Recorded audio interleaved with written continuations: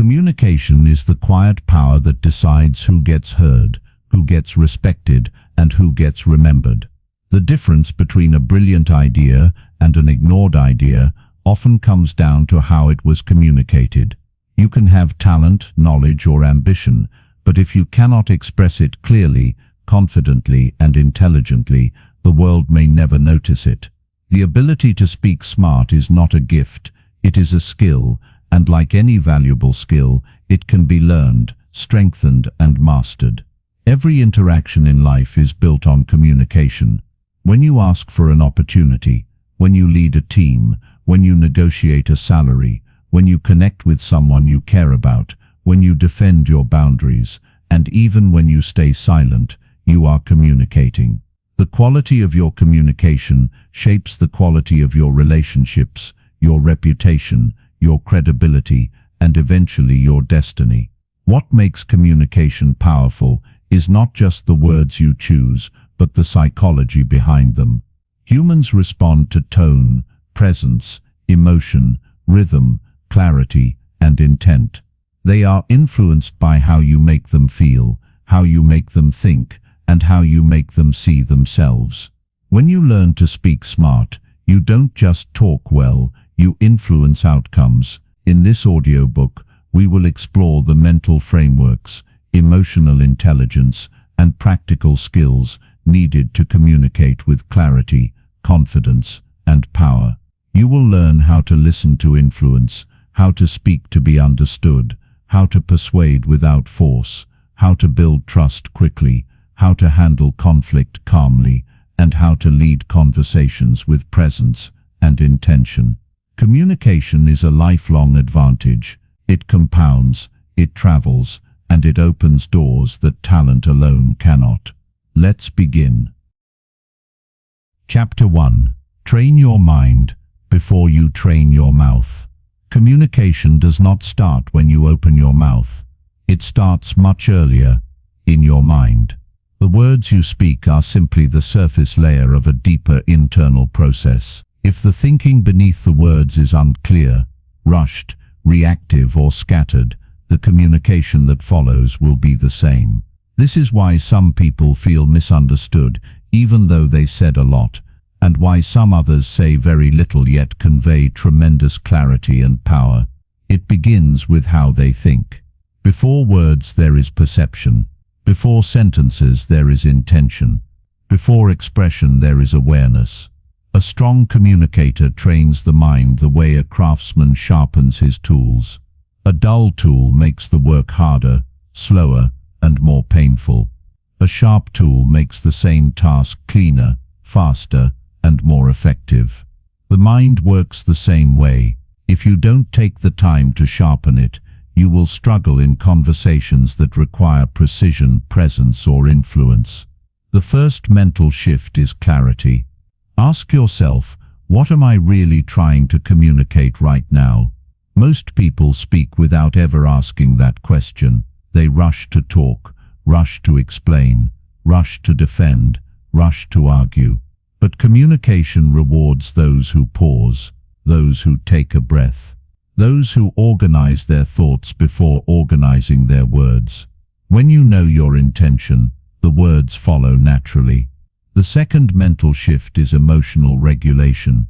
Communication becomes difficult when the mind is hijacked by emotion. Anxiety makes us over-explain. Ego makes us over-defend. Anger makes us over-attack. Fear makes us underspeak. If you cannot control your emotional state, your words will end up serving your emotions instead of serving your purpose. Great communicators don't eliminate emotion, they process it. They step back internally and ask what needs to be expressed and what needs to be managed. Another key aspect of mental training is perspective taking. Communication is never one-directional. It always involves the listener. Before you speak, consider how your message will land. How will it be heard? How will it be interpreted? How will it make the other person feel? The inexperienced communicator only focuses on what they want to say. The skilled communicator also considers what the other person is ready to hear. That small shift makes communication smoother, less hostile, and far more effective. There is also the matter of self-awareness. Many communication problems do not come from vocabulary, intelligence, or lack of knowledge. They come from blind spots. You might interrupt without noticing. You might speak too softly. You might explain too much. You might avoid eye contact. You might dominate the conversation. You might downplay your ideas. We all have patterns, and unless we examine them, those patterns control us. Training the mind for communication is not about perfection. It is about awareness. It is about slowing down internally so that your external expression becomes more intentional. When the mind is calm, the words are clearer. When the mind is focused, the message is stronger. When the mind is steady, the listener feels it. So before you practice speaking techniques, before you try to persuade others, before you attempt to influence or lead, start with the internal environment. Train your mind to hold clarity. Train it to hold intention. Train it to manage emotion. Train it to observe patterns. Communication is not merely a skill of the mouth. It is a discipline of the mind. Master the mind first, and the words will follow. Chapter 2. Master the art of mental framing. Every conversation begins long before the first word is spoken. It begins with a frame, a mental context that shapes how meaning is received. Framing is the invisible architecture of communication. It determines whether your message lands as helpful or offensive, confident or insecure, respectful or dismissive, persuasive or pushy. People don't just respond to what you say. They respond to the frame through which they interpret it. This is why two people can deliver the same message and get completely different reactions. One gets resistance, the other gets agreement.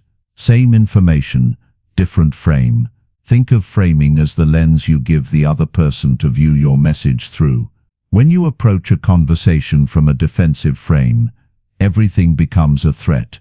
When you approach it from an offensive frame, everything becomes a competition. But when you approach it from a collaborative frame, the conversation becomes a shared problem-solving process. The goal is not to win. The goal is to align. Most communication fails because people don't consider the frame at all. They focus on the content, the facts, the arguments, the points, but ignore the psychological container that holds those points. For example, saying, "We need to talk already," frames the conversation as serious, heavy, or confrontational. The frame triggers anxiety before any actual content is shared. But opening with "Can I share something with you that I think will help both of us?" instantly creates a collaborative frame. Same intention, different outcome. Framing also affects status and authority. When you ask permission for every sentence, soften every opinion, and over-explain every detail, you frame yourself as the lower status participant. When you dominate, interrupt, or bulldoze, you frame yourself as aggressive or insecure, not strong. Powerful communicators don't rely on force. They rely on the frame. They set the tone early. They make the conversation feel safe, constructive, and purposeful. People naturally follow that energy because clarity reduces tension. Another element of framing is expectation setting. People become defensive when they don't know what to expect.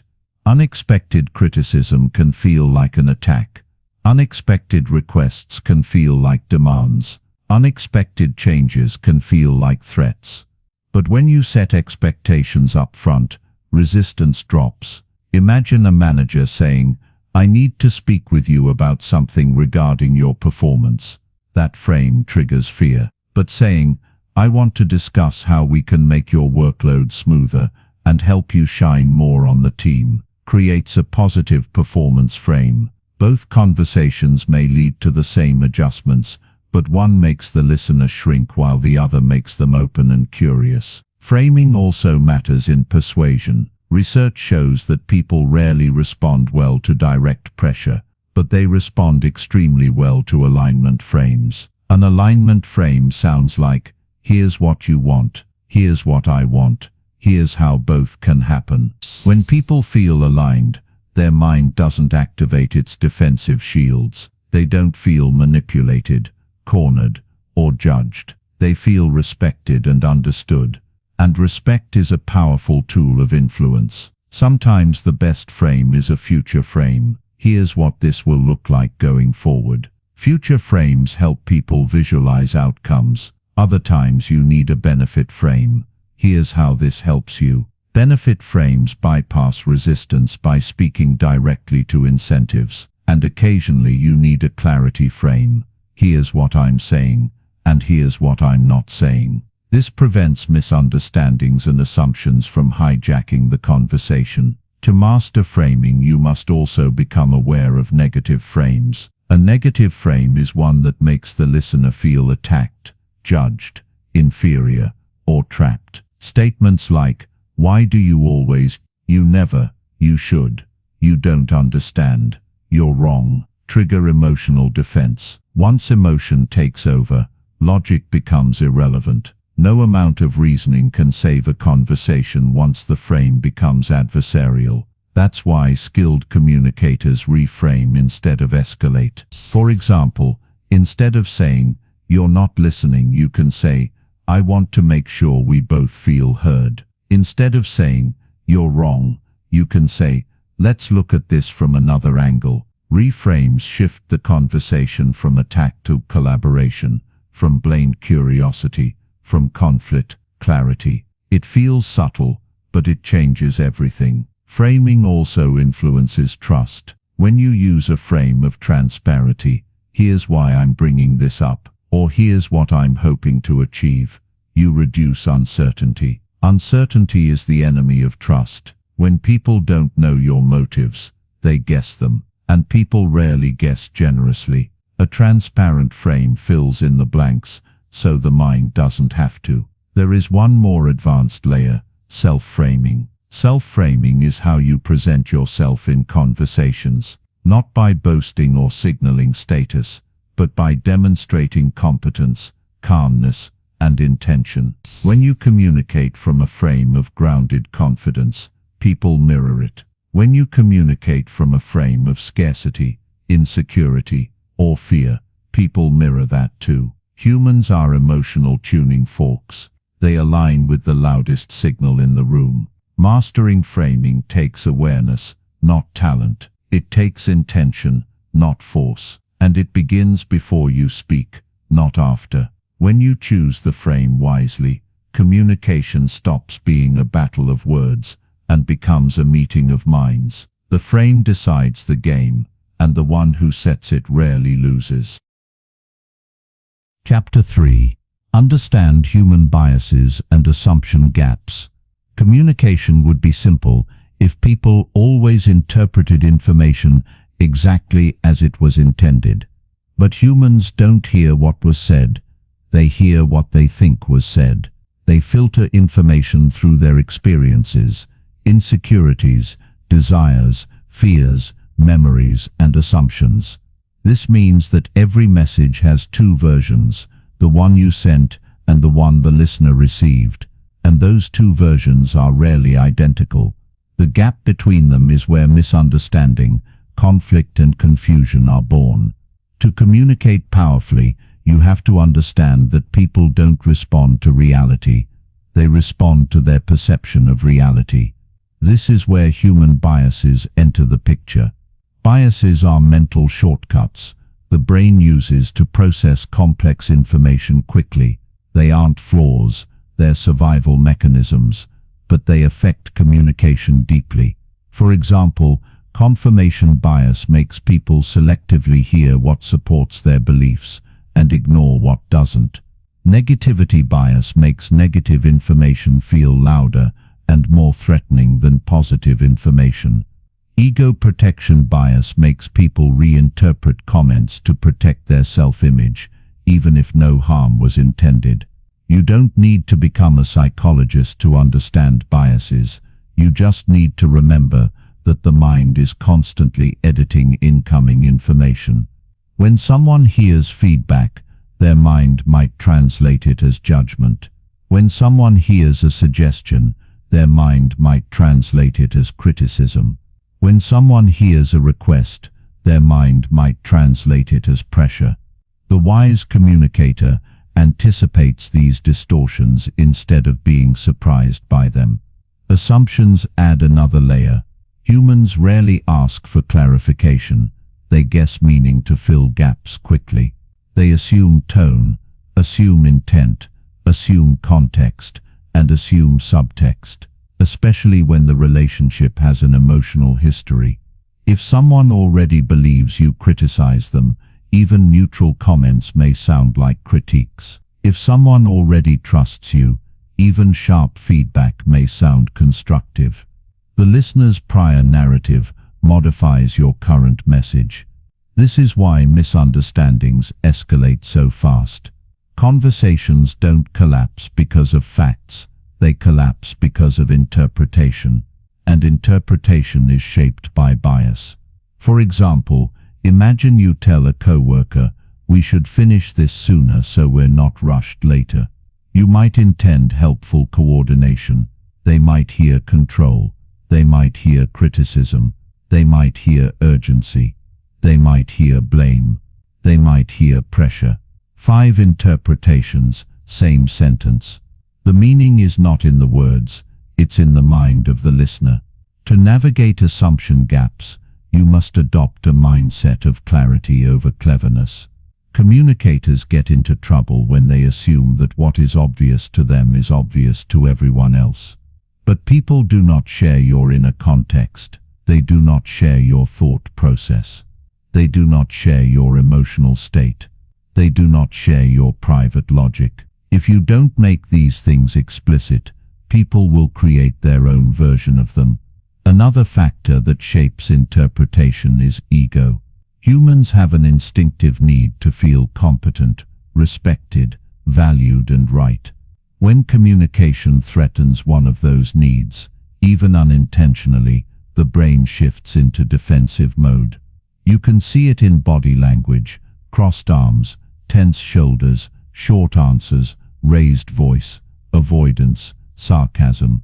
Defensiveness is not always a sign of disagreement. Often it's a sign that ego is trying to protect itself. Skilled communicators don't attack ego. They create conditions where ego does not feel at risk. Perspective taking is the tool that bridges assumption gaps. It doesn't mean agreeing with the other person. It means understanding how the world looks from their side of the table. When you see their perspective, you can adjust your delivery without abandoning your message. For example, instead of saying, "You're doing it wrong," you can say, "Want to try a different approach that might make this easier." The content is similar, but the framing removes the threat to competence. The ego stays intact, so the mind stays open. Bias awareness also helps you avoid escalating small problems into big ones. For instance, negativity bias makes people pay more attention to what went wrong than what went right. If you provide only corrections, the listener may feel attacked, even if your intention was improvement. A simple adjustment like acknowledging what worked before discussing improvements can neutralize negativity bias and reduce resistance. People learn faster when they don't feel like they're losing status. There's a powerful principle here. Communication quality increases when interpretation effort decreases. The more the listener has to guess, infer, and decode, the more vulnerable the message becomes to bias, ego, and assumption. The less they have to guess, the cleaner the communication becomes. You can also use clarifying phrases to reduce assumption gaps. "Here's what I mean. Here's why I'm mentioning this. I'm sharing this to help, not criticize. I want to make sure we're on the same page." These small phrases create psychological safety.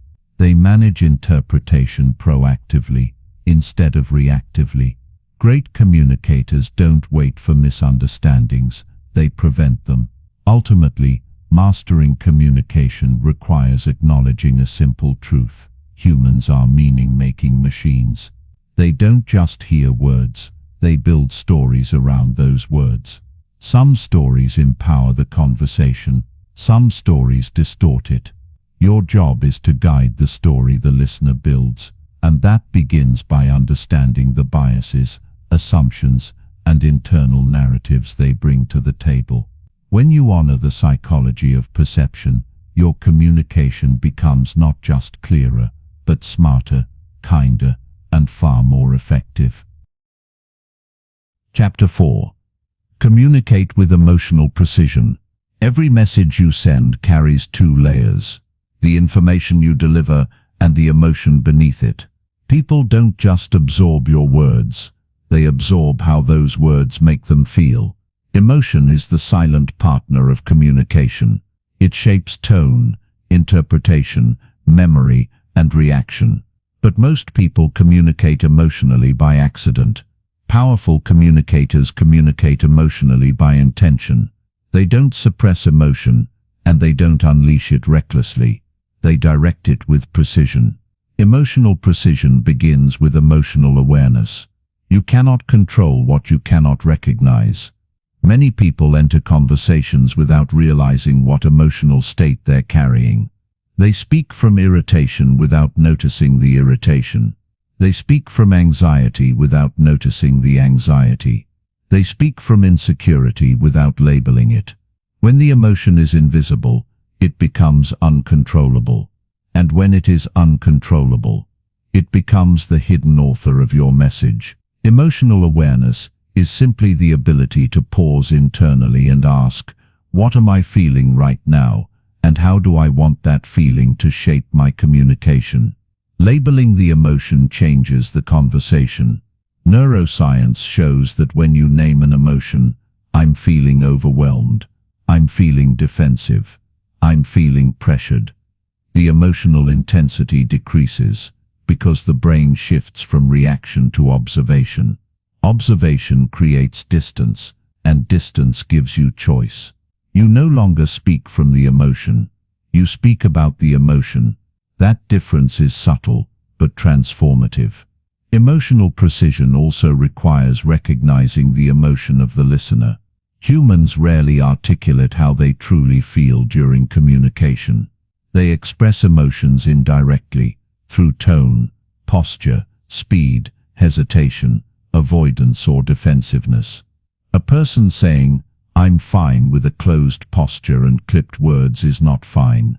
A person nodding quickly may not be agreeing, they may be trying to escape discomfort. A person smiling through tension is not relaxed, they're hiding anxiety or frustration. Emotional cues are part of the communication, even when words deny them. To communicate with precision, you must respond to emotion, not just to language. If someone is defensive, pushing facts harder won't help. Their brain isn't in logic mode, it's in protect mode. The skilled communicator softens the emotional environment before continuing the logical argument. They might say, I'm not trying to criticize you, I'm trying to make this easier for both of us. That small acknowledgement relaxes the protective instinct and reopens the listening channel. Another aspect of emotional precision is regulating your own emotional delivery. Emotion influences tone, and tone influences meaning. A sentence delivered with warmth invites cooperation. The same sentence delivered with tension triggers resistance. For example, we need to talk can feel threatening if spoken abruptly but supportive if spoken calmly. I disagree can feel like an attack or an invitation, depending on tone. Let's fix this can feel empowering or demanding. Emotion gives your words their texture. When you control your emotional texture, you control how your message lands. However, emotional precision does not mean being emotionless. It means being intentional. A message delivered with compassion can heal. A message delivered with confidence can inspire. A message delivered with calm authority can de-escalate conflict. A message delivered with enthusiasm can energize. Emotion is a powerful tool when expressed deliberately. The key is to choose the emotion that matches your goal, rather than letting whatever emotion you feel spill out unfiltered. Timing also plays a role. Emotions fluctuate throughout a conversation. If you address a sensitive issue the moment the other person is reactive, their emotional state becomes the filter for everything you say. In that moment, even good intentions can sound threatening. Emotional precision means waiting for the right emotional moment, when there is space, calmness, and psychological readiness. Sometimes the best emotional strategy is patience. Let the emotion settle before the message enters. Empathy is another core element. Empathy doesn't require agreeing with the other person. It requires understanding their emotional landscape. When you acknowledge emotion, "I see why that upset you. I understand why you felt pressured. I know this is difficult to talk about." You create a safe space. People relax when they feel seen, and when they relax, they listen better. Empathy is not weakness. It is influence. It converts emotional tension into emotional cooperation. Being emotionally precise also protects your own boundaries. If you communicate without emotional precision, you may overshare, overcommit, or overjustify. When you feel guilty, you over-explain. When you feel insecure, you soften your message too much. When you feel angry, you push your message too hard. Emotional precision keeps you grounded. What do I want to express? What do I not want this emotion to distort? It allows you to hold confidence without aggression, firmness without harshness, vulnerability without instability. Ultimately, emotional precision transforms communication from chaotic to intentional. It reduces misunderstandings, builds trust, and deepens connection. When people feel emotionally safe in your presence, they open up. They become honest. They become cooperative. They become engaged. And you, in turn, become someone who is easy to listen to, easy to trust, and easy to follow. Great communication is not about perfect words. It is about aligned emotion.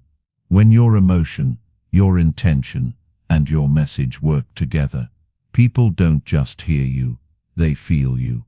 And that is when communication becomes powerful enough to influence, heal, persuade, and inspire.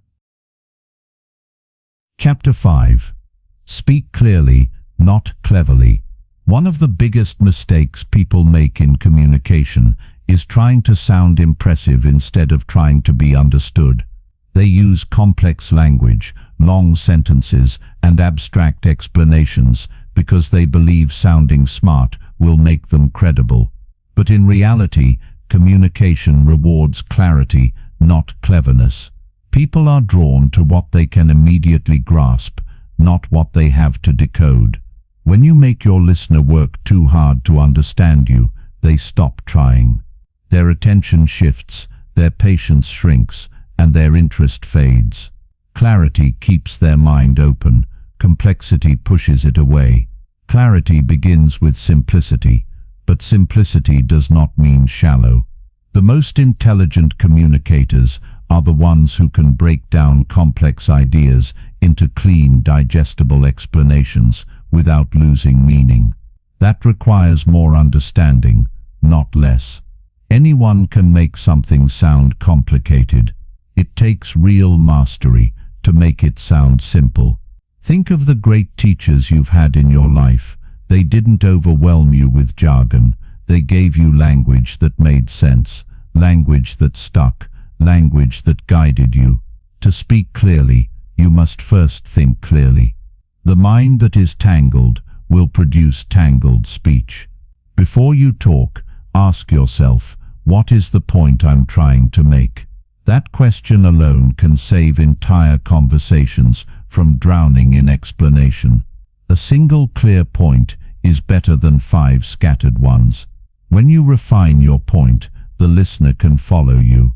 When you scatter your point, the listener gets lost in the fog. Another key to clarity is structure. Communication becomes messy when people jump from idea to idea without transitions. They start in the middle, jump to the beginning, skip to the end, and then loop back to something they forgot. The listener feels like they're riding a train without tracks. Structure gives the listener orientation.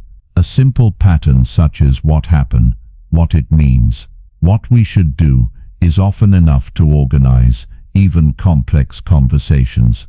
Clear speech also requires eliminating unnecessary verbal clutter. Filler language like, basically, kind of, sort of, makes speech softer, weaker, and less assertive. It signals uncertainty even when you are not uncertain. Pauses are more powerful than fillers. A pause communicates confidence. It gives the listener space to process, and it gives you time to select better words. Many people fear direct language because they confuse directness with harshness. But directness is not aggression, it is respect. It respects the listener's time, intelligence, and attention. Saying, "I need help with this project," is clearer than saying, "I was thinking that maybe if you're not too busy, perhaps you could possibly take a look at it." Notice how the second version hides the message under layers of hesitation. The listener has to dig to find the point. In communication, the more digging required, the more likely the meaning gets lost or distorted. Tone also affects clarity. If your tone is too timid, the listener may miss your intention. If it is too rushed, the listener may miss your details. If it is too monotone, the listener may miss your emphasis. Speaking clearly is not only about what you say, but how you land it. Pace matters, emphasis matters, volume matters. These are not theatrical tricks. They are tools that guide attention. A well-timed slowdown signals importance. A slight lift in tone signals a key idea. A brief pause signals completion. To speak clearly, you must also avoid ambiguity. Ambiguity breeds confusion and frustration. When you give vague instructions like, "We'll handle that later," or "Do it the way you think is best," the listener may interpret them differently than you intend. In a personal context, ambiguity leads to assumptions. In a professional context, it leads to mistakes. Replace vague statements with concrete ones. Let's schedule a meeting for tomorrow at 10, or use the same format as last week. Precision prevents misunderstanding. Clarity also involves choosing the right level of detail. Too much detail overwhelms. Too little detail leaves gaps. Skilled communicators adjust the level based on the listener. A technical expert may require more detail. A busy executive may require less. A friend discussing an emotional issue may require depth instead of speed. Clarity is not one size fits all. It is tailored to context. Another important piece is recognizing that clarity is not only about delivering a message, but confirming it was received. After explaining something, a simple confirmation such as, "Does that make sense?" or "Should I clarify any part of that?" keeps the communication loop intact. It prevents silent confusion. Many problems arise because people pretend to understand when they don't. Clarification saves time, energy, and relationships. Ultimately, speaking clearly is an act of service. It removes friction from communication. It preserves attention. It honors the listener. Cleverness serves the ego. Clarity serves the purpose. And when your communication consistently serves the purpose, people listen to you more closely, trust you more easily, and follow you more willingly. Speaking clearly is not about simplifying your intelligence, it's about amplifying your impact.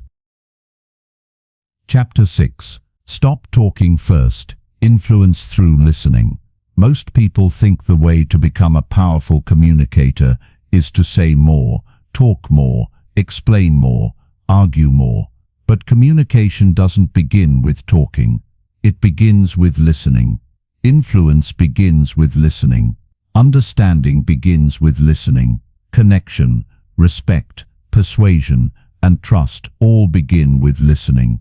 When you resist the urge to talk first, you gain access to the information that truly matters: how the other person thinks, what they value, what they fear, what they expect, and what they need to hear. Without that information, your words are guesses. With it, your words become precise. Listening is not a passive behavior. It is not the absence of talking. It is an active skill. It requires focus, curiosity, and patience. When you listen well, you are not waiting for your turn to speak. You are not mentally rehearsing your reply. You are not preparing a counter-argument. You are simply absorbing. You are studying the emotional tone, the choice of words, the pacing, the hesitation, the emphasis, the omissions. Human communication is full of signals, but you cannot see those signals if you are too busy transmitting instead of receiving. Listening also gives you leverage. When someone feels heard, they stop resisting.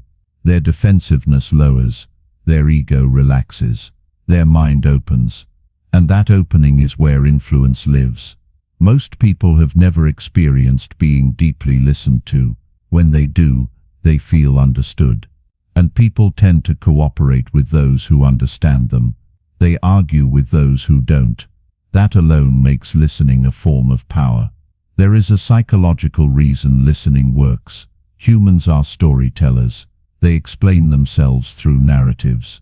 They reveal their fears, motives, beliefs, blind spots, and desires through the stories they tell. When you allow them to tell those stories uninterrupted, they give you the blueprint for how to communicate with them. If they focus on control, speak to control. If they focus on safety, speak to safety. If they focus on fairness, speak to fairness. When you know what their mind is organized around, you know how to align your message with their internal language. But to listen well, you have to remove certain habits. One of these habits is interrupting. Interrupting breaks emotional rhythm. It signals, my thoughts matter more than yours, even if that isn't the intention. Interruption is not just rude, it's strategically unwise. Another habit to remove is premature advice giving. People don't always speak to be fixed. Sometimes they speak to be understood first. When you rush to solve, they feel dismissed. They feel rushed. They feel unheard. Advice should follow understanding, not precede it. You also have to resist the urge to dominate silence. Many people feel uncomfortable with silence and rush to fill it. But silence is information. Silence means the other person is thinking, processing, or searching for the right words. When you jump in too quickly, you interrupt their internal process. Powerful communicators allow silence because silence reveals. Silence draws out deeper answers, deeper feelings, and deeper clarity. If you fill silence, you get the surface version. If you allow silence, you get the truth. Listening requires curiosity. Curiosity is the antidote to assumptions. Instead of assuming you know what the person means, ask. Ask about intention. Ask about meaning. Ask about what they really want. Questions create depth, and depth creates understanding. The mistake many communicators make is confusing familiarity with accuracy. Just because you've heard someone speak before doesn't mean you fully understand them. Curiosity keeps you from jumping to conclusions that can damage trust. Listening also enhances persuasion. You cannot persuade someone if you don't understand what they value. You cannot persuade someone if you don't understand what they fear. You cannot persuade someone if you don't understand what they are committed to protecting. Listening reveals the blueprint of persuasion. Once you know how their brain organizes reality, you can speak in a language they respond to. To persuade someone who values freedom, You must show how your idea increases their freedom. To persuade someone who values certainty, show how your idea protects stability. Without listening, persuasion becomes a game of force. With listening, persuasion becomes a game of alignment. Listening also strengthens relationships. Humans bond through being understood. We feel closest to those who listen most deeply. We distance ourselves from those who constantly talk. If you think about the people you trust most, chances are they are the ones who make you feel heard. They don't just talk at you, they draw you out. They give you space. They let your inner world come to the surface. Communication is not just exchanging words, it is exchanging worlds. Listening is the way those worlds meet. Listening also protects you from unnecessary conflict. Conflict often arises not from disagreement, but from misinterpretation. People fight over things they never needed to fight about, because they never listened long enough to realize they were actually aligned, or at least partially aligned. When you listen first, you discover the shared territory. Once you locate shared territory, solutions become easier, calmer, and faster. Ultimately, listening is the highest form of respect you can offer in communication. When you listen, you are saying, your thoughts matter, your feelings matter, your experience matters. And in return, people willingly give you something priceless, their openness. When they open, you gain influence. And when you gain influence, you can communicate with far greater impact. Influence begins, not with your mouth, but with your ears.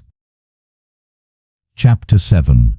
Ask questions that open people up. One of the most powerful tools in communication is not a statement, it is a question. Questions have the ability to unlock information, reveal motivations, expose fears, clarify needs, and deepen connection. When you ask the right questions, you don't just gather data, you open doors inside people. You give them permission to think more deeply, speak more openly, and share more honestly. And the more they share, the easier it is to understand how to speak to them, how to influence them, and how to build trust with them. Asking questions changes the dynamics of communication. Most people enter conversations with the intention to express, to explain, or to convince. But conversations become richer when the intention shifts toward discovery. Discovery is the heartbeat of good communication. It is the part that says,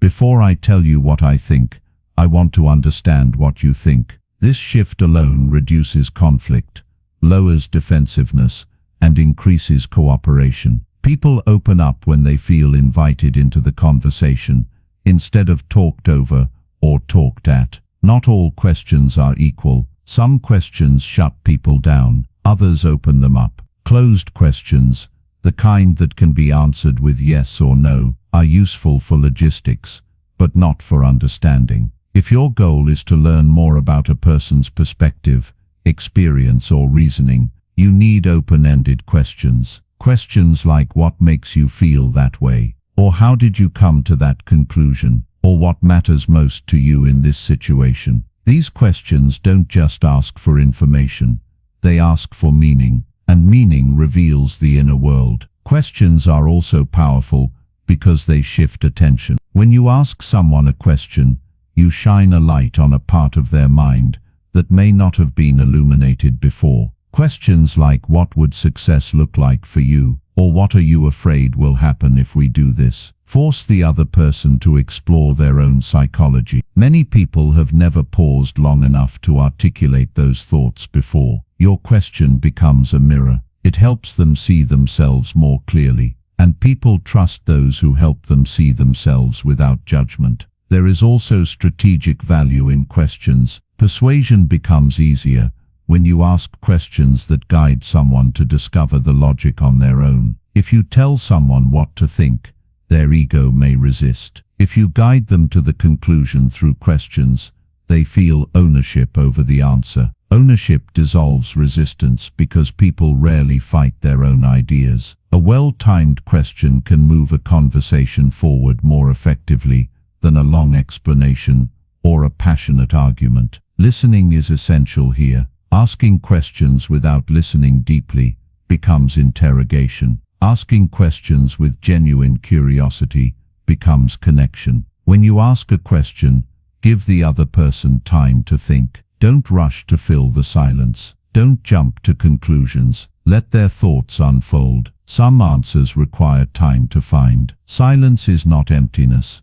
It is incubation. The best insights often emerge after the first few seconds of hesitation. You should also pay attention to sequencing. The first question in a conversation should not be the deepest one. People need emotional warm-up. If you start with questions that are too personal, too fast, you trigger defensiveness. But if you begin with lighter questions, then gradually move toward deeper ones, you create safety. Safety precedes disclosure. Disclosure precedes trust, and trust precedes influence. In leadership contexts, questions are especially powerful. Leaders who only give instructions produce compliance. Leaders who ask questions produce engagement. When you ask, "How do you think we should approach this?" or "What obstacles are you seeing?" or "What support do you need?" you create ownership. People follow leaders more willingly when they feel involved,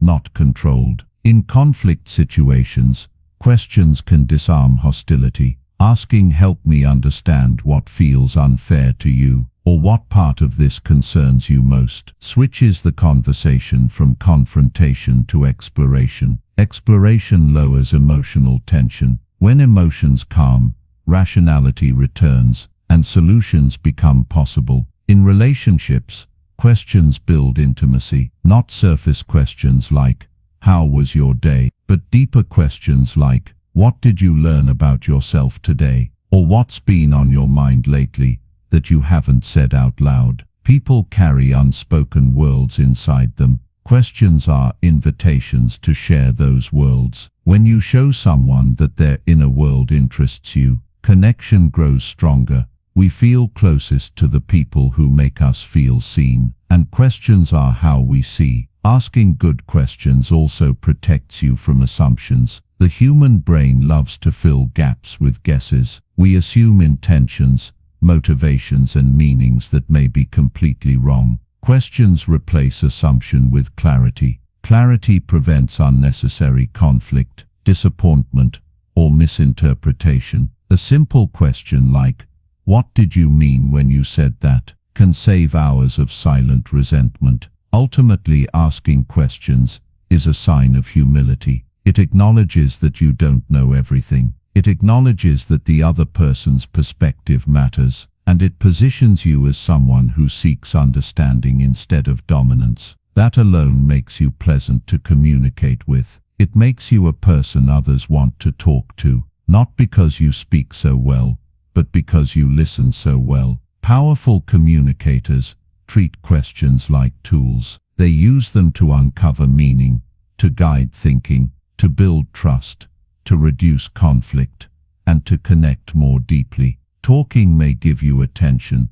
but questions give you insight, and insight is where real influence begins. Chapter 8. Master Body Language, Tone, and Presence. Long before people analyze the words you say, they react to how you show up. Humans are constantly scanning for nonverbal cues, signs of confidence, signs of insecurity, signs of tension, signs of interest, signs of threat. You may be speaking calmly, but if your shoulders are tense and your voice is tight, the listener feels that tension. You may be delivering a logical argument, but if your face shows doubt, the listener senses uncertainty. Words tell part of the story. Tone, posture, pace, expression, and presence tell the rest. Communication is never just verbal. It is energetic, physical, and emotional. Body language is your unspoken communication. It reveals your internal state, often more accurately than your voice.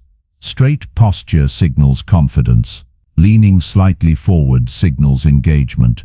Crossing your arms signals defensiveness or discomfort. Avoiding eye contact signals insecurity or deception, even if you have nothing to hide.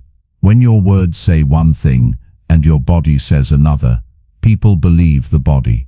This is why someone can say, "I'm fine," while their body communicates the opposite. The body rarely lies. Tone is another powerful layer. Tone carries emotion. It carries attitude. It carries intention. Words can be identical while tone changes everything. "Can we talk?" can sound supportive, neutral, anxious, or confrontational, depending on tone. "I need your help" can sound respectful or demanding. "I disagree" can sound curious or combative. Tone shapes how the message is received, because tone reveals how you feel about what you're saying. When tone and message align, communication feels authentic. When they clash, communication feels suspicious. The pace of your speech also influences perception. People who rush through their sentences often come across as nervous, uncertain, or overwhelmed. People who speak too slowly may sound hesitant or disengaged. The sweet spot is a pace that reflects clarity and confidence, not rushed, not sluggish, simply intentional. An experienced communicator varies pace strategically, slower for emphasis, faster to convey energy, pauses to give meaning room to breathe. Pauses are one of the most underused tools in communication. Many people fear silence. They rush to fill every second with words, thinking silence signals weakness.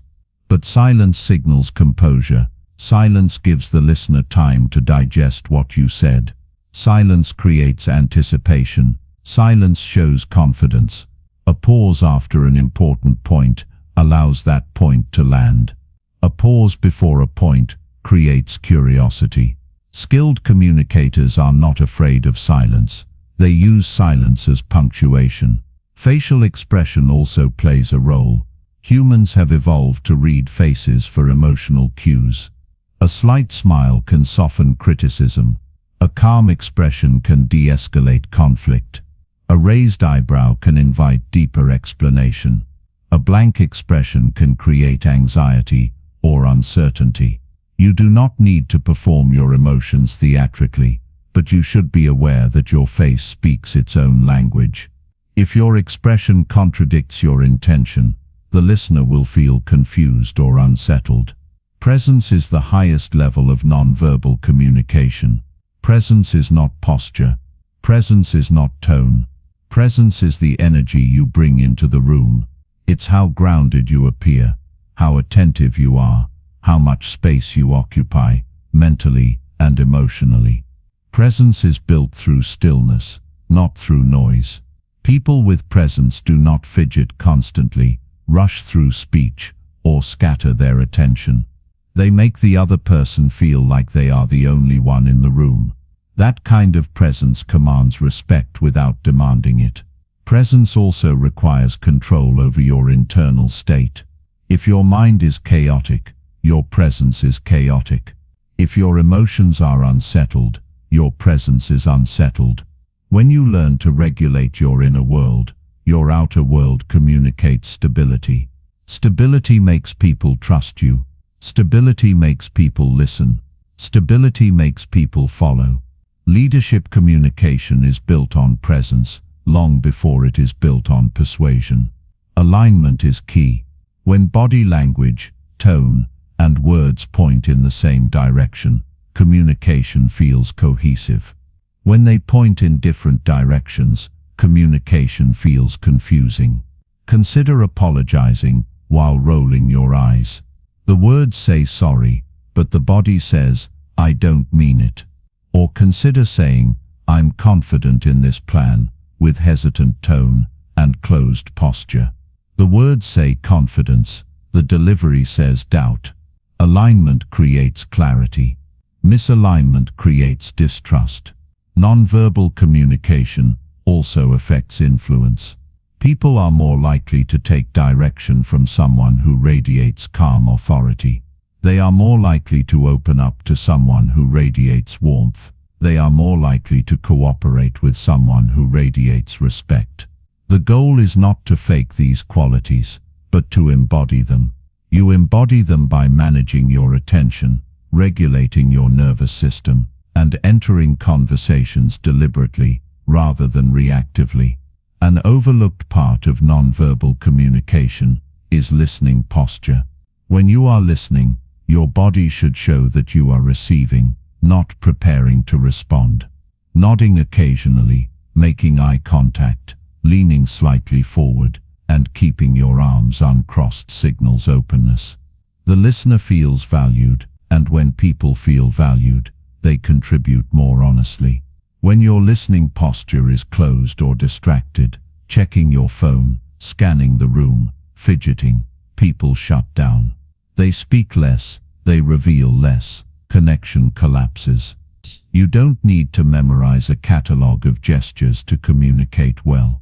The goal is not performance, the goal is awareness. When you become aware of what your body is saying, you gain control over how your message is experienced.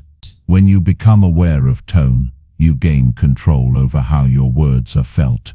When you become aware of presence, you gain control over how people respond to you. Communication is not just about speaking smarter, it is about showing up smarter. And the way you show up can speak louder than any word you say. Chapter 9. Tell stories that make people feel and act. Facts inform the mind, but stories move the heart. And when the heart moves, the body follows. Stories are one of the oldest communication tools humans possess. Long before there were books, speeches, or presentations, there were stories told around fires. Stories taught values, preserved knowledge, united tribes, and built cultures. The reason stories work is simple. The human brain is not wired to remember isolated data. It is wired to remember narrative. It is wired to remember emotion. It is wired to remember meaning. When you learn to communicate through story, you gain access to a part of the brain that logic alone cannot reach. Storytelling is not about entertainment. Entertainment is optional. Meaning is essential. A story carries context. It carries emotion. It carries purpose. And it carries a lesson. When people tell you they understand what you're saying but don't change their behavior, it's often because they understood intellectually, not emotionally. Stories convert intellectual understanding into emotional resonance, and emotional resonance creates action. A good story does three things. First, it creates connection. The listener sees themselves in the narrative. Second, it creates clarity. It simplifies a complex concept into something visible and concrete. Third, it creates commitment. It inspires a desire to do something, think differently, or change course. Stories turn abstract ideas into lived experiences. Instead of saying consistency matters, you tell a story about a small daily action that produced a large result. Instead of saying communication is powerful, you tell a story about a moment when one sentence changed a relationship or a career. The story becomes the proof. Stories don't need to be grand. They can be small, personal, observational, or even borrowed. What matters is the lesson carried within. People often believe that storytelling must be dramatic, filled with conflict, triumph, or tragedy. But some of the most powerful stories are simple moments where insight was born. A brief conversation with a stranger, a childhood memory, a mistake that taught a lesson, a realization that arrived unexpectedly. If the insight is real, the story is valuable. To tell stories that influence, you must understand structure. Most stories have a natural rhythm: situation, struggle, resolution, and lesson. The situation sets the context. Where are we? Who is involved? What's happening? The struggle introduces tension. What challenge arose? What problem needed solving? What obstacle appeared? The resolution explains how the situation changed, what action was taken, what was learned, what outcome emerged. And the lesson delivers meaning, why the story matters, and what it teaches. Without the lesson, the story is a memory. With the lesson, the story becomes wisdom. Emotion is the engine of storytelling. The listener must feel something: curiosity, hope, discomfort, inspiration, or recognition. Emotion is what locks the story into the mind. When people recall stories, they don't remember every detail, but they remember how it made them feel. They remember the punchline, the turning point, the realization, the tension, the message. Emotion turns communication into memory, and memory turns communication into influence. Stories also humanize communication. When you share a story, you reveal vulnerability, not necessarily weakness, but realness. Realness makes communication accessible. It makes it safe. It makes it safe. It makes listeners relax. We trust people who feel human, not perfect. We trust people who share lessons, not just instructions. A leader who only gives orders creates distance. A leader who gives context through story creates understanding. When people understand the why, the what becomes easier to follow. Storytelling is also a tool for persuasion. Humans resist direct pressure, but respond naturally to narrative, because narrative allows them to draw their own conclusions. Instead of saying, "You should take this course of action," you tell a story of someone who took that course and benefited. Instead of saying, "This idea works," you tell a story of how it worked. The listener connects the dots themselves. When they reach the conclusion internally, there is no resistance, because they arrived there voluntarily. Stories allow persuasion without force and instruction, without dominance. Listening also improves storytelling. To tell relevant stories, you must understand what the listener cares about. A story that resonates with an engineer may not resonate with an artist. A story that moves a parent may not move a teenager. Relevance increases impact. If you pay attention to what people value, you can choose stories that speak directly to those values. That is how communication becomes tailored, instead of generic. Once you master storytelling, you gain an advantage beyond business or leadership. You gain the ability to shape meaning. Humans are constantly trying to make sense of life. Stories are how they do it. When you give someone a story, you give them a model for understanding themselves and the world. A mentor who teaches through stories doesn't just give instructions,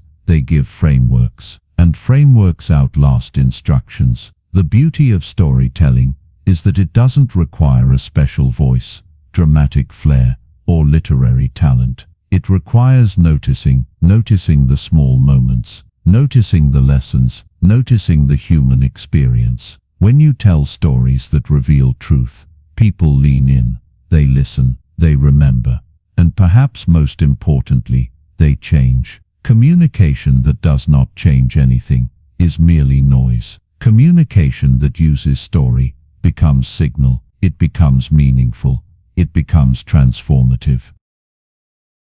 Chapter 10. Persuade without forcing or manipulating. Persuasion is often misunderstood. Many people imagine it as a form of pushing, convincing, debating, or winning. But real persuasion rarely involves force.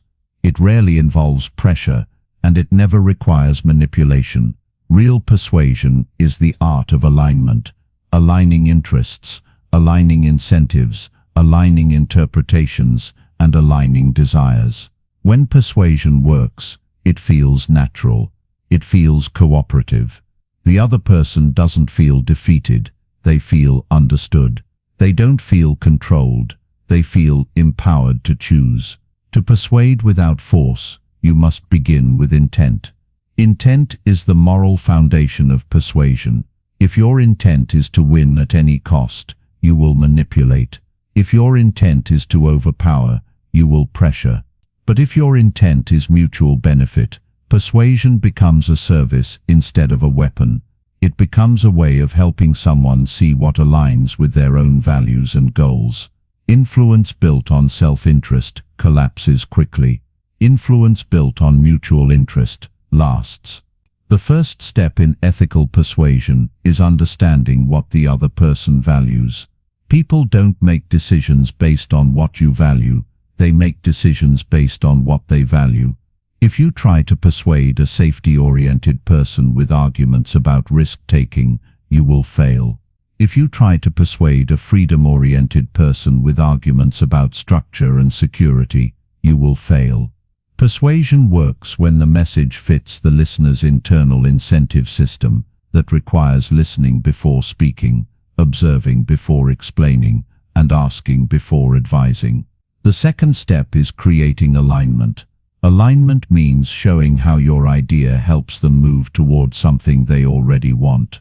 Alignment reduces resistance because it feels like support, not conflict. A common persuasive mistake is trying to change what people want. Changing desires is extraordinarily difficult. Changing paths is easier. Instead of arguing for new desires, help them pursue their existing desires more effectively. If they value efficiency, show how your idea saves time. If they value status, show how it improves reputation. If they value connection, show how it improves relationships. When you speak a person's values back to them, persuasion becomes effortless. Another critical part of persuasion is reducing threat. The human brain is designed to protect its beliefs, identity, and sense of competence.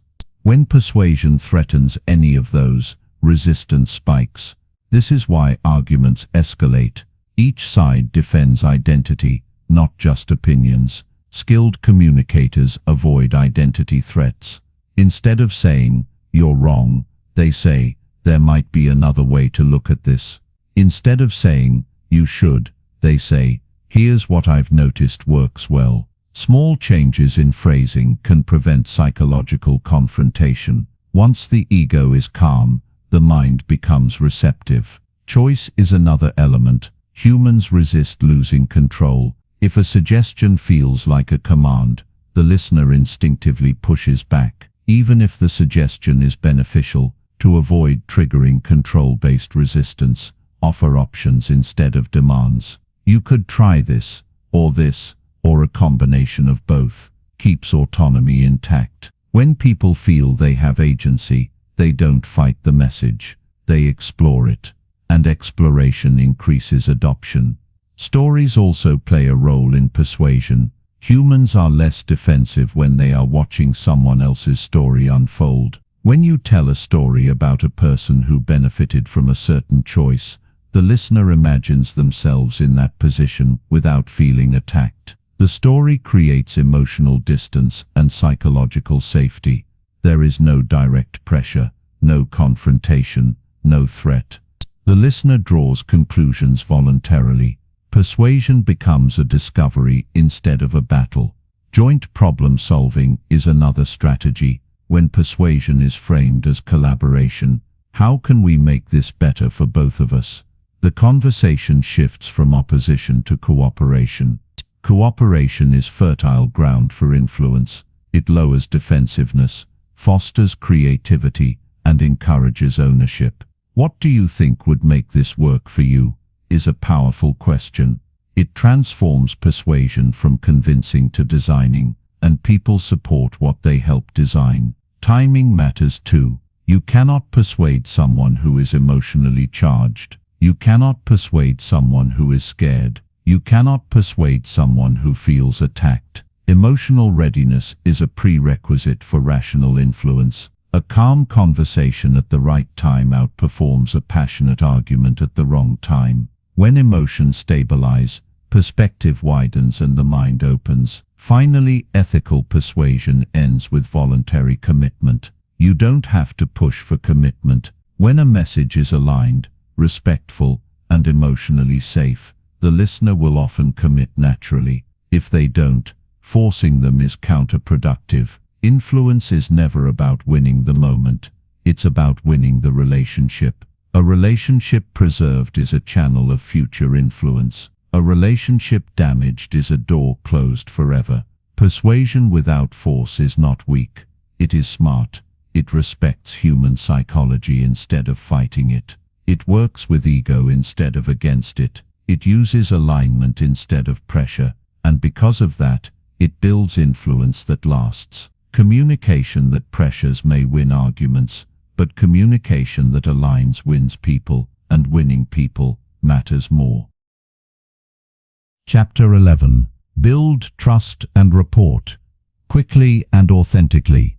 Trust is the gateway through which all meaningful communication must pass. Without trust, information is doubted, intentions are questioned, and motives are interpreted through suspicion. With trust, communication becomes smoother, easier, and more honest. People reveal more, listen more, and cooperate more. Trust is not a luxury in communication. It is the foundation, and like all foundations, it must be built deliberately. Rapport is the first stage of trust. Rapport is that subtle feeling of ease you experience when you talk to someone and everything flows. It's not necessarily about agreement, it's about comfort. When rapport is high, people drop their guard, they stop performing and start telling the truth. When rapport is low, conversations stay on the surface. People protect themselves. They share only what is safe and nothing more. If your goal is to influence or lead, surface-level communication is not enough. You need access to real information, real thoughts, and real emotions. Rapport gives you that access. The first principle of building rapport is presence. Presence means giving your full attention to the person in front of you. Not partial attention, not distracted attention, and not the kind of attention where you're listening with your ears, but thinking with your mind about what you'll say next. Presence communicates presence communicates care, and presence communicates that the other person matters. Humans can sense when they are being half listened to. They can also sense when they are being deeply received. The difference is enormous. The second principle is mirroring. Mirroring is the natural human instinct to synchronize with people we like or feel safe with. We mirror tone, pace, posture, and energy. This is not manipulation, it's biology. Skilled communicators consciously mirror in a subtle, respectful way. If someone speaks slowly, you slow down. If someone speaks enthusiastically, you add warmth. If someone is reserved, you reduce intensity. Mirroring makes people feel understood without a single word of agreement. It tells their nervous system, we are similar, you are safe. Another part of building rapport is validation. Validation does not mean agreeing with someone's point of view. It means acknowledging their feelings or perspective as real. When you say, that makes sense, or I can see why that frustrated you, you validate their inner experience. Validation disarms defensiveness. It lowers resistance. People often tense up, not because they disagree with you, but because they feel unseen. Once they feel seen, disagreement becomes lighter and more rational instead of emotional and protective. Trust also increases when your communication matches your behavior. Words create expectations. Behavior either confirms them or breaks them. Consistency is the currency of trust. If you promise something and deliver, you deposit trust. If you promise and fail, you withdraw trust. Too many withdrawals, and the account closes. In communication, inconsistency is especially damaging because it creates uncertainty, and uncertainty is threatening to the brain. The more predictable you are, in tone, in reaction, in follow-through, the easier it is for people to connect with you. Authenticity plays an equally important role. People can detect inauthenticity quickly, even if they cannot explain how. Their intuition signals that something is off. Authenticity doesn't mean oversharing. It doesn't mean revealing every private thought. It means aligning your external expression with your internal reality. When your words, motives, and energy match, communication feels clean. When they don't, communication feels like a performance. Performances can entertain, but they do not build trust. Listening also builds trust. When someone truly listens, they communicate that the other person's perspective matters. And when someone feels that their perspective matters, they relax emotionally. This emotional relaxation creates an environment where truth emerges more easily. Truth is the raw material of meaningful communication. Without it, you cannot lead, persuade, or resolve anything effectively. Humility strengthens rapport as well. Humility in communication means acknowledging that you don't know everything. It means asking questions instead of assuming. It means admitting when you make mistakes or misinterpret something. Many people believe that admitting uncertainty weakens credibility. In reality, it does the opposite. It signals confidence without ego, and confidence without ego is deeply trustworthy. Another underrated factor in trust is confidentiality. When people share something vulnerable, personal, or sensitive with you, they are testing your trustworthiness. If you betray that trust, even subtly, you do serious damage, not only to that relationship, but to your own reputation as a communicator. Trust is not just built through what you say, but through what you protect. The speed at which you build trust also depends on how well you manage judgment. Judgment shuts doors, curiosity opens them. When people sense that you are judging them, even silently, they withhold. They edit themselves. They give you the safe version instead of the real version. But when they sense that you are curious rather than judgmental, they bring their authentic self forward. Authenticity creates connection, and connection creates influence. Finally, trust requires time, but not always as much time as people think. When you combine presence, validation, curiosity, humility, and consistency, trust can grow surprisingly quickly. And once it grows, communication becomes easier, faster, and more productive. People don't just hear your words, they allow your words to matter. When trust is high, even difficult conversations become manageable. When trust is low, even simple conversations become difficult. In communication, trust is not the goal, it is the starting point. Trust is the soil in which influence grows. Without it, nothing takes root. With it, almost anything is possible. Chapter 12.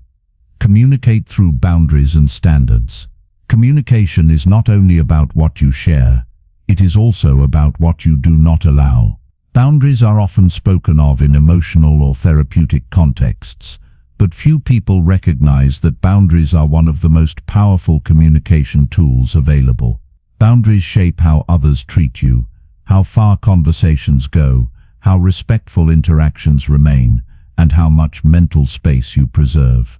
Without boundaries, communication becomes reactive, chaotic, or draining. With boundaries, communication becomes clear, respectful, and sustainable. Boundaries are simply standards for how you expect to be spoken to, treated, and engaged with. They are not threats. They are not ultimatums. They are not punishments. They are communication guidelines. People who lack boundaries often find themselves feeling misunderstood, used, or resentful. Not because others are always malicious, but because others were never told where the limits were. When limits are not communicated, they will be crossed. Communication requires not only expression but protection. To communicate boundaries well, you must first understand what they protect. Boundaries protect your time, your attention, your emotional bandwidth, your dignity, and your values. Time boundaries prevent people from consuming your day. Emotional boundaries prevent people from unloading without consent. Respect boundaries prevent people from speaking to you in ways that degrade or diminish. Value boundaries prevent you from compromising what matters most.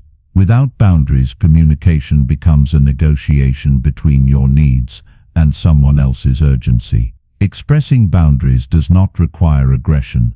It requires clarity. Instead of saying, "Stop bothering me," you might say, "I'm available to talk about this after lunch." Instead of saying, Don't dump your problems on me, you might say. I need a heads up before heavy conversations. Boundaries do not need to attack, they need to inform. When boundaries are expressed calmly, they are harder to argue with and easier to respect. There is also a distinction between boundaries and walls. Boundaries keep communication healthy. Walls block communication entirely. A wall says, I won't engage. A boundary says, I'll engage, but not at the cost of my well-being. People who build walls isolate themselves and lose influence. People who build boundaries maintain access and trust while protecting their energy. Standards operate in a similar way. A standard is not about what you won't accept, it's about what you expect. Standards elevate communication, while boundaries protect it. Standards sound like, I appreciate direct communication, or I value punctuality, or I prefer planning over last-minute changes. When you communicate standards early, you prevent conflict later. Many conflicts are simply the collision of unspoken expectations. Speaking standards up front reduces misalignment. Boundaries also influence tone. When you do not have boundaries around tone, others may speak to you sharply, dismissively, or disrespectfully. When you say, I'm willing to discuss anything, but not while we're yelling, you shift the container of the conversation. Now the content may be heated, but the process stays respectful. This part is crucial. Boundaries are often more about process than content. You may disagree with what someone says, but the process for saying it must not violate dignity. Learning to say no is one of the strongest boundary tools in communication. No is not rejection, it is clarity. Without no, your yes becomes meaningless. When you say yes to every request, every favor, every conversation, every crisis, you silently communicate that your time is available, your attention is cheap, and your priorities are negotiable. Boundaries restore scarcity. Scarcity increases respect. Another skill within boundary communication is the use of consequence. Not punishment, consequence. A consequence is what happens naturally if a boundary is continually ignored. For example, if we can't discuss this calmly, I'll need to step away until we can. Or, if we can't stick to deadlines, we'll have to adjust the timeline. You are not threatening, you are describing reality. Consequence gives boundaries teeth without aggression. Boundaries also improve relationships. Contrary to popular belief, boundaries do not push people away, they protect connection from resentment. Resentment is what truly damages relationships. Resentment grows silently when you overextend, overgive, or overtolerate. Eventually the relationship collapses under the weight of unspoken frustration. Boundaries prevent that collapse by keeping emotional accounts balanced.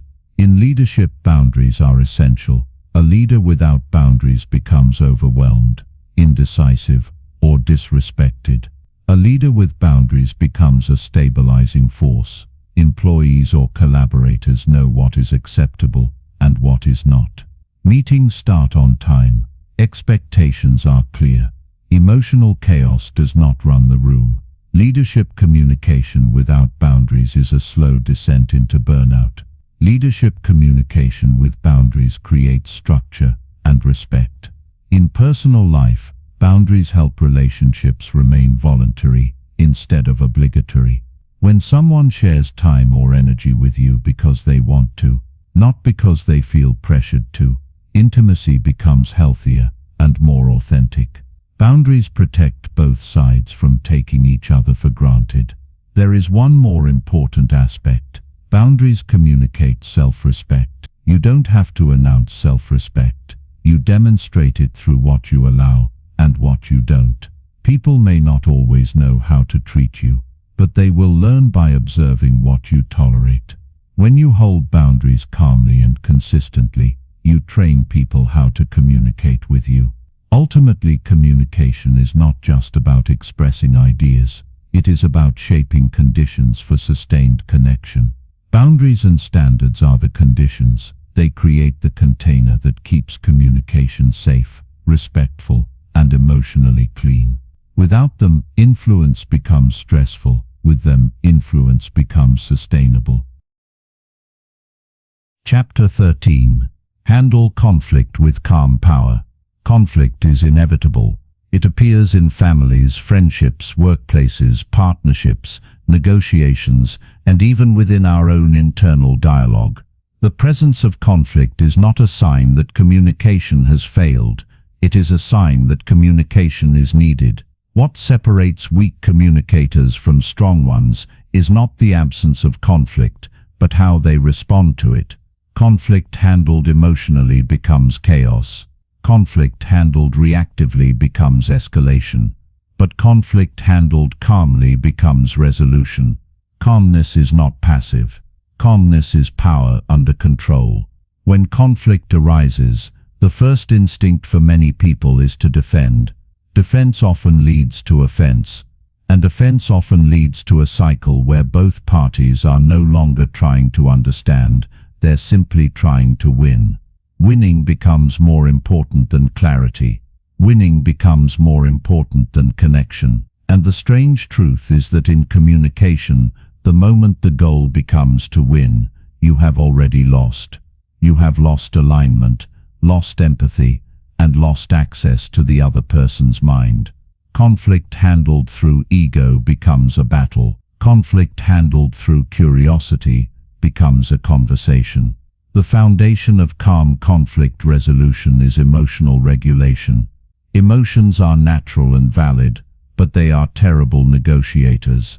Anger narrows perception, fear distorts risk, pride rejects compromise, and insecurity searches for threat. When these emotional distortions take over, words become weapons. Accusations fly, tone sharpens, voices rise, and the real problem becomes buried under layers of emotional shrapnel. Emotional regulation is not suppression. Suppression pretends nothing is wrong. Regulation acknowledges emotion and then chooses expression instead of reaction. One of the most powerful tools in conflict is slowing the pace. Conflict escalates quickly when tempo accelerates. People talk faster, interrupt faster, breathe faster, and assume faster.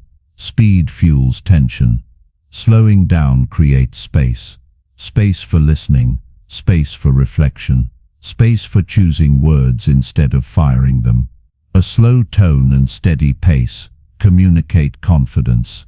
They signal that you are not threatened and not eager to attack. That alone can disarm a conflict-minded person. Listening is another tool in conflict. Most arguments are not fueled by disagreement, but by misinterpretation. Two people can actually agree on the solution, but still fight for an hour because they never listened long enough to discover the agreement. Listening is not surrender.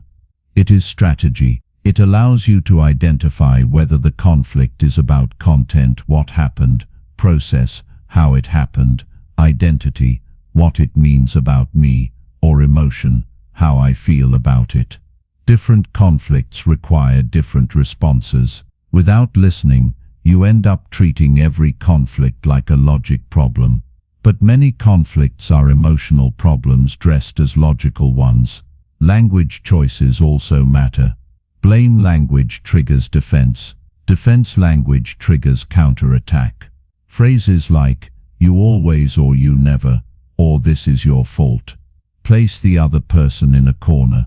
Cornered minds fight. Cornered egos fight even harder. Shifting from blame to perspective softens the battlefield. Here's how I saw it, or here's how that impacted me, or here's what I was expecting. You are expressing without accusing, you are sharing without attacking, and you are keeping the conversation in the arena of reality rather than exaggeration. Another important layer of conflict resolution is seeking shared ground before seeking solutions. Humans cooperate more easily when they feel aligned, even a tiny point of agreement. We both want this to work, or we both care about the outcome, or we both frustrated with the situation, reduces emotional distance. Agreement lowers tension, and once tension drops, solutions emerge naturally. Many conflicts collapse because both parties focus on their differences first. Great communicators flip the sequence: align first, negotiate second. Curiosity is a powerful conflict tool as well. Asking questions like, "What part of this feels most unfair to you?" or "What are you worried will happen if we do it differently?" changes the conversation from confrontation to exploration. Exploration activates problem-solving regions of the brain. Confrontation activates defensive regions. The moment curiosity enters, hostility loses oxygen. Protection of dignity is another principle. Conflict becomes toxic when it threatens identity. If someone feels stupid, inferior, disrespected, or humiliated, they will fight not for the argument, but for their dignity. Even if you are right on the facts, if you are wrong on dignity, the conflict will not resolve. Preserving dignity sounds like, "I respect your perspective," or "It makes sense why you'd feel that way," or "You bring up a fair point." You are not surrendering your position, you are preserving the other person's humanity while defending your own. That is power. Sometimes the smartest move in conflict is stepping back temporarily, not fleeing, not abandoning, pausing. Heated minds do not produce good decisions. Pausing allows the emotional temperature to drop, so the logical mind can re-enter. Saying, "Let's continue this when we've both had time to think," is not weakness, it is leadership. It signals that the goal is resolution, not victory. Finally, conflict resolution requires knowing when to end the fight, not because you lost, but because nothing more can be gained. Some conflicts are unsolvable because they are value conflicts, not detail conflicts. Some conflicts are ongoing because one side wants harmony and the other wants control. In those cases, calm power may mean setting boundaries rather than seeking resolution. Handling conflict calmly is not about never raising your voice or never disagreeing. It is about refusing to let emotion, ego, or fear hijack the conversation. Calmness gives you clarity. Clarity gives you strategy. Strategy gives you influence, and influence gives you the ability to resolve conflict without destroying connection. That is real power, and it rarely comes from force. Chapter 14. Speak to move people into action. Communication becomes truly powerful when it does more than inform, when it causes movement. Ideas by themselves are inert. Advice by itself is passive. Insights without action remain trapped in the mind. What separates inspirational communication from influential communication is the ability to translate words into motion, to move someone from understanding to doing, to move someone from agreement to commitment, to move someone from intention to behavior. When your communication inspires action, you stop being a speaker and become a catalyst. Moving people to action begins with clarity of direction. Many messages fail to produce action not because the listener disagrees, but because they don't know what to do next. The communicator assumed the next step was obvious. It rarely is. People need to know what the action is, why it matters, and how to begin. Vague motivation creates excitement but no progress. Clear direction creates momentum. If someone finishes listening to you and says, "I understand," you inform them. If they finish and say, "I know what to do," you influence them. Another factor in action-oriented communication is emotional activation. Humans don't act because they know, they act because they feel. Emotion is the ignition switch of behavior. Logic organizes, but emotion energizes. If your message is purely logical, the listener nods politely and returns to life unchanged. If your message reaches the emotional layer, their desires, their fears, their hopes, their sense of identity, then action becomes possible. But emotional activation must be intentional, not manipulative. The goal is not to overwhelm with feeling, but to connect meaning to purpose. When someone sees the personal meaning behind an action, resistance fades. Urgency also plays a role. Without urgency, action is delayed. Humans default to later. Later becomes tomorrow. Tomorrow becomes next week. Eventually becomes never. To move someone into action, you must create a reason for now. Urgency does not require fear. It can come from opportunity. It can come from timing. It can come from alignment. It can come from momentum. When you communicate why action matters today instead of someday, you reduce procrastination and increase engagement. Another key element of action-oriented communication is relevance. People take action more easily when they see how the action fits into their life. Relevance answers the unspoken listener question. Why does this matter to me? You can have the best strategy in the world, but if the listener cannot connect it to their goals, values, or problems, they will not act. Many communicators make the mistake of explaining what should be done without explaining why it is worth doing. Action without context feels like labor. Action with relevance feels like progress. Credibility also influences action. People follow instructions from those they trust, those they respect, and those they perceive as competent.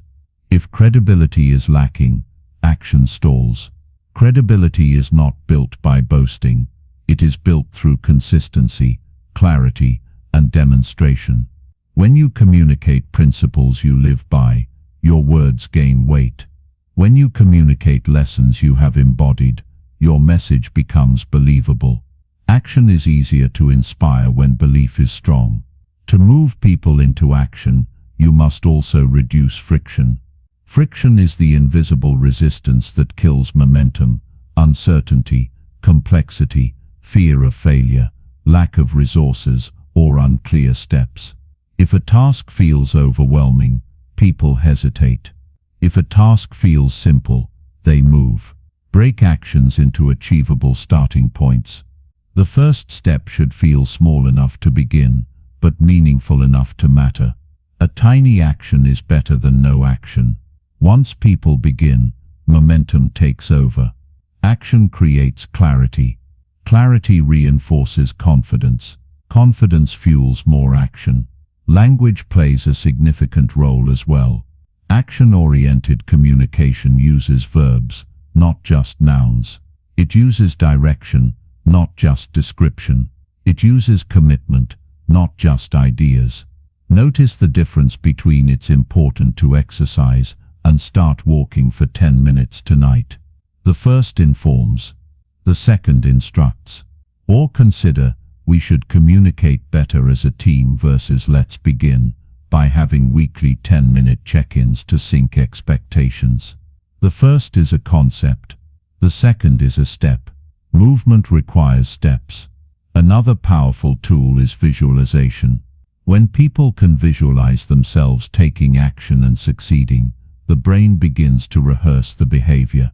Visualization reduces psychological distance. It makes action feel familiar before it happens.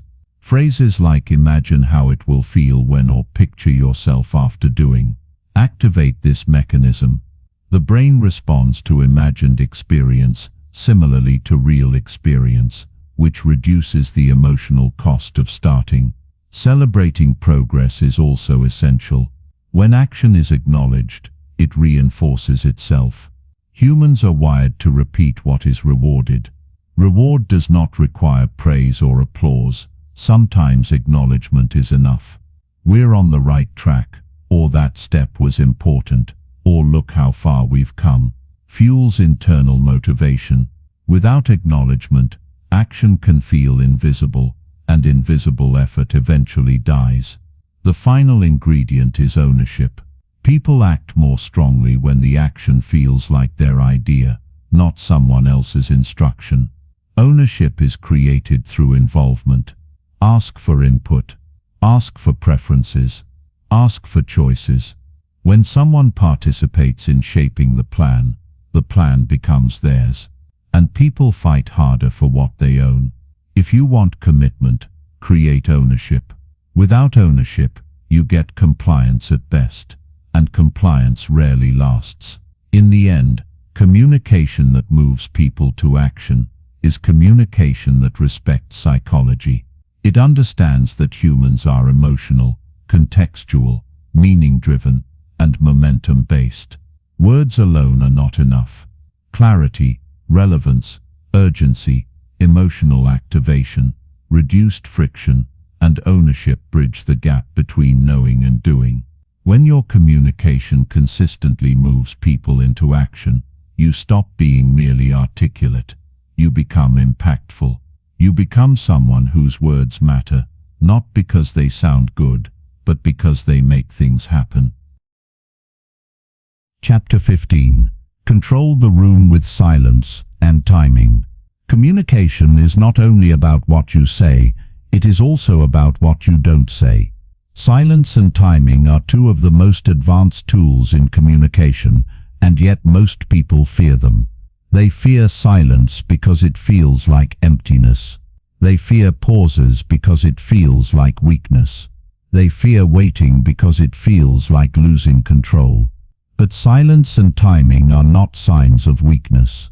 They are signs of mastery. When you learn to use them intentionally, you stop chasing attention and start commanding it. Silence creates space. Space for thoughts to land. Space for emotions to settle. Space for meaning to surface. Most communicators rush their delivery, stacking words on top of words, hoping that quantity will create impact. But impact is not created by piling information. Impact is created by allowing information to breathe. If you say something important and immediately continue talking, the listener doesn't have time to absorb it. They hear it, but they don't feel it. A well-placed pause turns an idea into a moment. Silence also shifts power. In conversation, the one who rushes to fill silence often holds the weaker position, not because they lack intelligence, but because they lack comfort with space. Powerful communicators are comfortable with space. They do not panic when the room becomes quiet. They let the silence draw attention toward them rather than away from them. In negotiation, silence can prompt the other side to reveal more than they intended. In teaching, silence can encourage students to think instead of expecting answers immediately. In leadership, silence can make directions sound more deliberate. Silence is not absence, it is strategy. Timing is equally critical. Timing governs when to speak, when to ask, when to pause, and when to stop. Two people can say the same sentence and produce completely different results simply because one said it at the wrong time. Timing determines emotional readiness. A good idea delivered at the wrong moment is a wasted idea. A correction delivered when the listener is defensive becomes an argument. A suggestion delivered when the listener is grateful becomes collaboration. Timing respects psychology. It respects that emotion and attention fluctuate. Great communicators read timing by reading the room. Reading the room means observing energy, posture, tone, and focus. When energy is tense, timing calls for patience.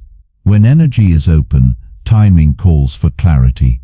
When energy is scattered, timing calls for anchoring. When energy is fatigued, timing calls for brevity. Communication is not performed in a vacuum. It is performed in an emotional environment. Timing adapts to the environment rather than ignoring it. Silence also serves another function. It invites contribution. When you pause, the listener has room to respond, to think, to connect dots. People often avoid silence because they fear awkwardness. But awkwardness is not a real threat. Awkwardness is just unfamiliarity. In fact, Some of the best conversations begin right after a pause that most people would have rushed to fill. Silence is a signal to the listener that their input matters and that the conversation is not a monologue but an exchange. Timing also enhances persuasion. When persuading, the order in which you present ideas matters. If you begin with conclusions before building context, the listener may resist. If you build context first, resistance softens. If you ask questions early rather than late, the listener participates instead of observes. If you allow time for reflection instead of pressuring for agreement, commitment becomes voluntary.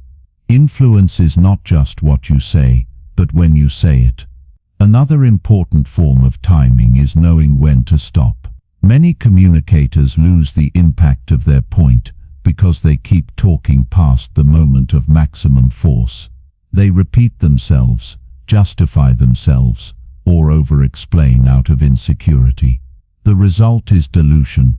When you stop at the moment the point lands, you preserve power. You leave the listener thinking instead of retreating. Great comedians know this. Great negotiators know this. Great teachers know this. They stop at the right moment. Not when they run out of words, but when the idea has taken root. Silence can also reveal truth. When someone is uncomfortable with silence, they often keep talking, sometimes revealing what they didn't intend. This is why interviewers, negotiators, and therapists all rely on silence. After a question, many people rush to answer before they fully think. Silence forces them to think, and from thinking often comes honesty. Silence extracts information that pressure cannot. But silence does not work without composure. If your silence is filled with anxiety, the listener senses tension. If your silence is filled with confidence, the listener senses gravity. Silence reflects the internal state of the communicator. The more grounded you are inside, the more powerful silence becomes outside. Presence fuels silence.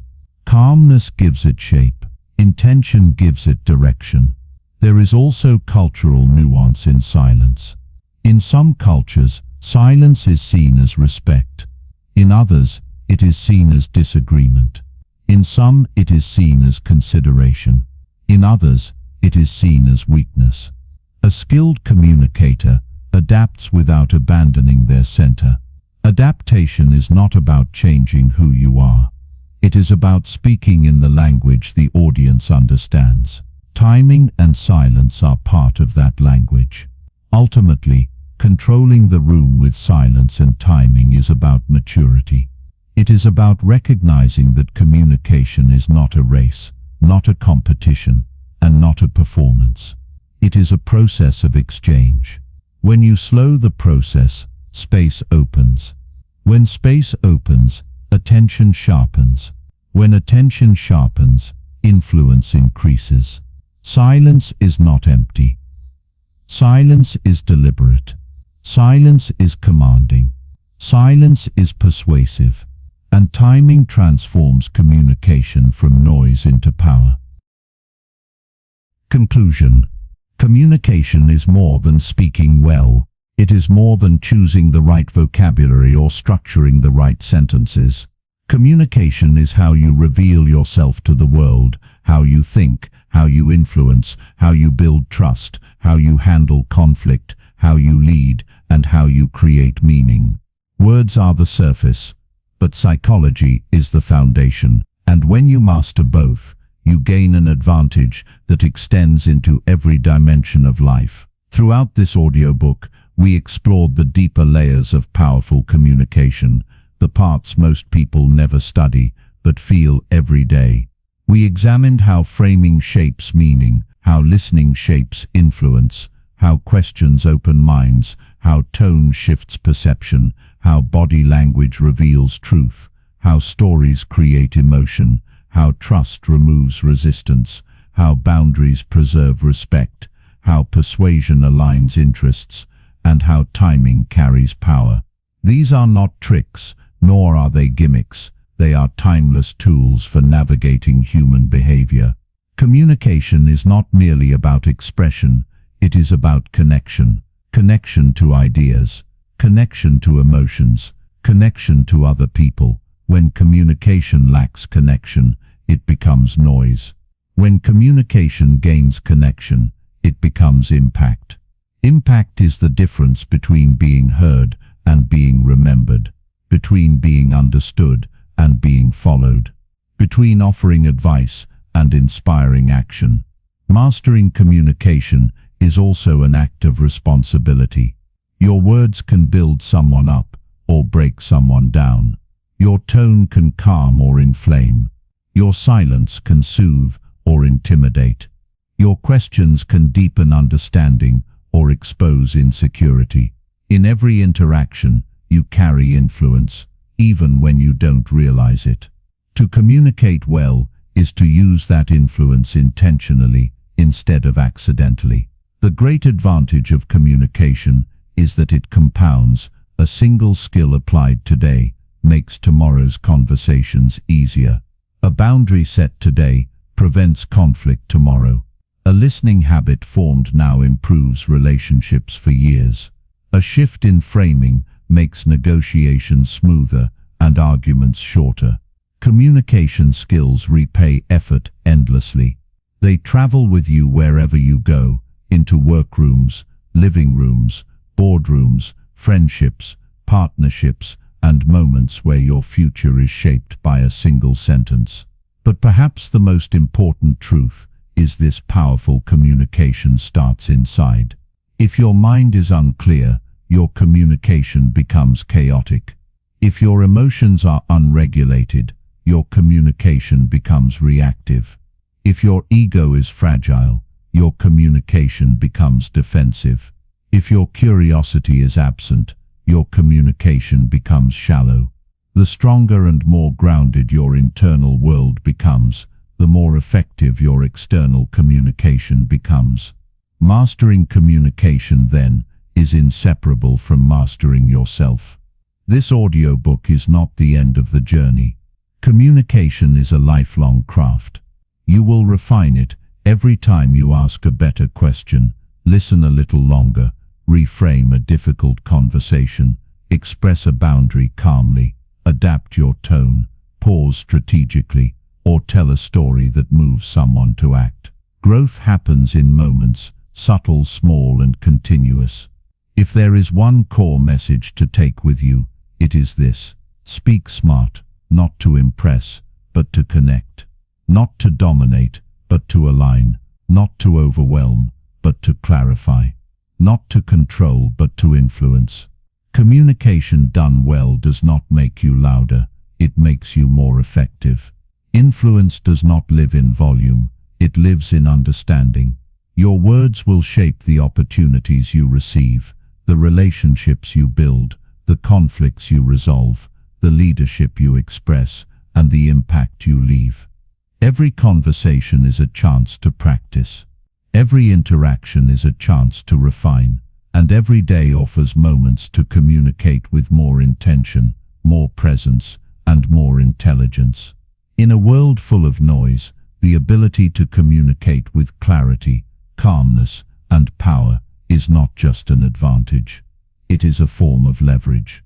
Use it wisely, use it consistently, and let it elevate the way you think, the way you lead, and the way you connect with others.